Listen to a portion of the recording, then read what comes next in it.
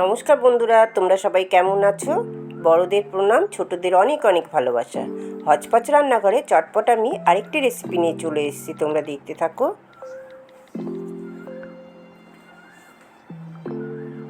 আজ বানিয়েছি কলমি শাকের ঝোল। চলো দেখো আমি কিভাবে বানিয়েছি কলমি শাকের ঝোল। এই গরমেতে ভীষণ উপকারী একটি সবজি। এই শাকটা কুমড়ো আর আলু দিয়ে এই ঝোলটা বানিয়েছি। দেখো কলমি শাকগুলো আগের থেকে আমি ধুয়ে আর ভালো করে বেছে নিয়েছি। পাতাগুলো অনেক ফুটো ফুটো ছিল, পোকা খাওয়া। আমি সমস্ত ফেলে দিয়ে পরিষ্কার করে নিয়েছি। এবার আমি কেটে নিচ্ছি। এরকম একটু বড় বড় করেই কাটতে হবে।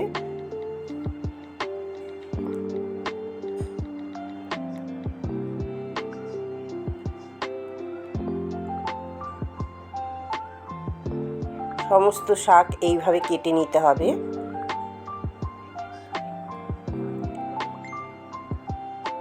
এই গরমের সময় না তোমরা একবার এইভাবে এই ঝোলটা বানিয়ে খেয়ে দেখো, ভীষণ ভালো, শরীর ঠান্ডা রাখে।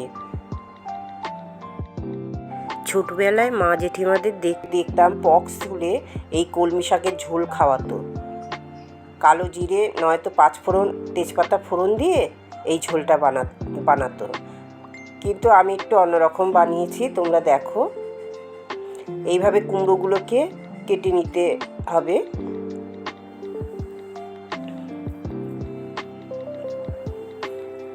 আলুগুলোকেও ডুমো ডুমো করে কেটে নেব।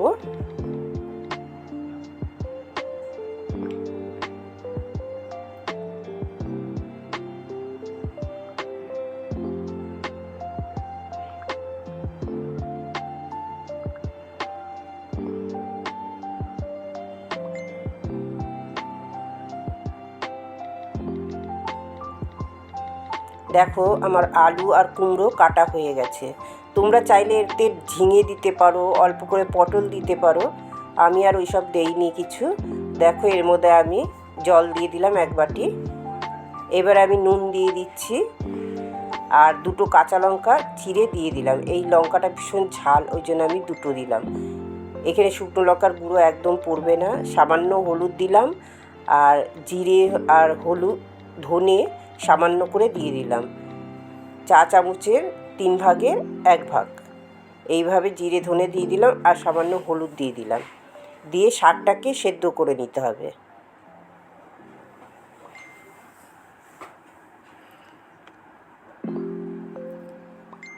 দেখো সমস্ত সবজি আমি দিয়ে এবারে চাপা দিয়ে দিলাম। এটা সিদ্ধ হয়ে গেলে তারপর আমি সাঁতলে দেব। দেখো কত নেমে গেছে শাকগুলো, একদম অল্প একটু হয়ে গেছে। সেদ্ধটা আমার হয়ে গেছে। এখানে দেখো 2খানা শুকনো লঙ্কা আর 1খানা তেজপাতা ফোড়নে দিয়ে দিচ্ছি। তার মধ্যে আমি 1 চা চামচ রসুন কুচি দিয়ে দিলাম আর পেঁয়াজ কুচি দিয়ে দিচ্ছি। একটা মাঝারি সাইজের পেঁয়াজ কুচি দিয়ে দিচ্ছি। তোমরা নিরামিষভাবেও বানাতে পারো। কালো জিরে ফোড়ন দিতে পারো, তেজপাতা, কালো জিরে, শুকনো লঙ্কা, আর নয়তো পাঁচফোড়নও ফোড়ন দিতে পারো। আমি একটু রসুন আর পেঁয়াজ ফোড়ন দিয়ে করলাম। এটা একটু অন্যরকম, খেতে বেশি ভালো লাগে। দেখো ফোড়নটার থেকে যখন সুন্দর একটা গন্ধ বেরোচ্ছে, পেঁয়াজটা আর রসুনটা ভাজা ভাজা হয়ে গেছে, তখন আমি এই শাকগুলোকে দিয়ে দিচ্ছি। পুরো ঝোলটা এর উপরে ঢেলে দেব। নুন মিষ্টিটা স্বাদ মতন দিয়ে দিতে হবে। এটা খুব হালকা রান্না, অথচ খেতে দারুণ লাগে।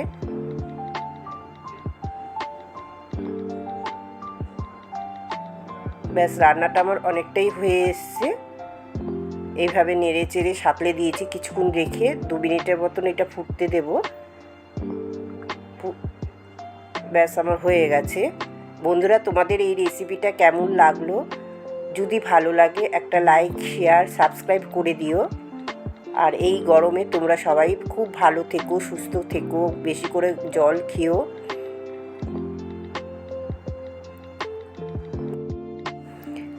আমার রান্নাগুলো এতটা ধৈর্য ধরে তোমরা শেষ অবধি দেখো, তার জন্য তোমাদের অনেক অনেক ধন্যবাদ।